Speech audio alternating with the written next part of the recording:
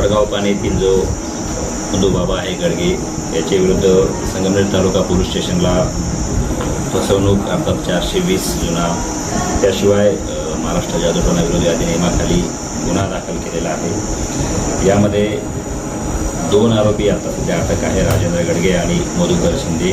अन्य आरोपी जे आहेत 3 त्यापैकी सूरज शिंदे आणि डॉक्टर मोहन पुरी व अन्य 1 आरोपी असे अटक करणं बाकी आहे, त्यांचा शोध आपण घेत आहोत।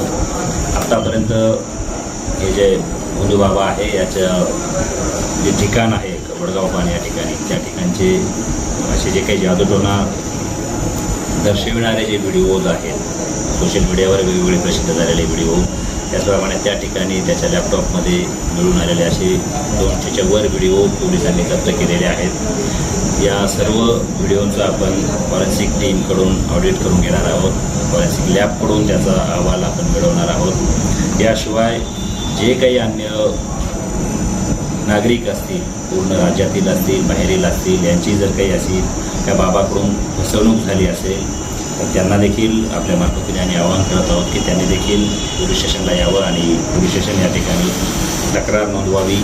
याशिवाय त्या बाबाचे जे काही अन्य तुम्ही साथीदार आहेत का, सहकारी आहेत का, जे काही डॉक्टर म्हणून जे काही साहित्य किंवा काही तत्सम औषधं जी बाबाकडून पुरवले जात होते लोकांना, त्याविषयी देखील पुढे ड्रगच्या मार्फतीने आपण अधिक माहिती घेत आहोत।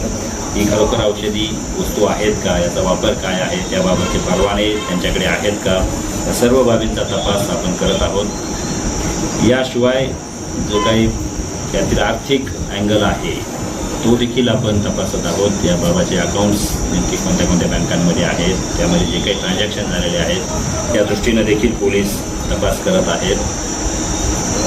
त्याच्या ज्या मेडिकल्स म्हणून ज्या काही रूम तिथे वापरल्या जात होत्या त्या ठिकाणावरून वेगवेगळे 90च्या पुढे सॅम्पल्स आपण पंचनाम्याने ताब्यात घेतलेले आहेत। त्यातील काही सॅम्पल्स पुढे ड्रग्ज विभागाने त्यांच्या लॅबला परीक्षणासाठी पाठवलेले आहेत, त्याचाही अहवाल आपल्याला लवकरच मिळणार आहे।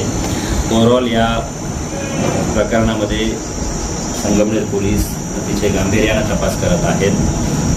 नागरिकांना देखील आमचं आवाहन आहे की जर या बाबाकडून असे काही कोणी फसवले गेले असतील, आर्थिकदृष्ट्या फसवले गेले असतील किंवा कोणी महिला असतील त्यांचीही काही वेगवेगळ्या पद्धतीनं शोषण झालं असेल तर या सर्वांनी तालुका पोलीस स्टेशन, संगमनेर तालुका पोलीस स्टेशन या ठिकाणी यावं, जेणेकरून आणखी असे काही गैरप्रकार असतील तर ते उघडकीस येतील। आतापर्यंत जो काही बाबाची पोलीस कोठडी आपल्याला मिळालेली आहे, या आरोपीची पोलीस कोठडी मिळालेली आहे, त्यामध्ये जो तपास आपण केला त्यामध्ये एकंदरीत संगमनेर तालुका व परिसरातील 13 प्रॉपर्टीज त्यांनी खरेदी केल्याच्या दिसून आलेल्या आहेत गेल्या काही वर्षांमध्ये।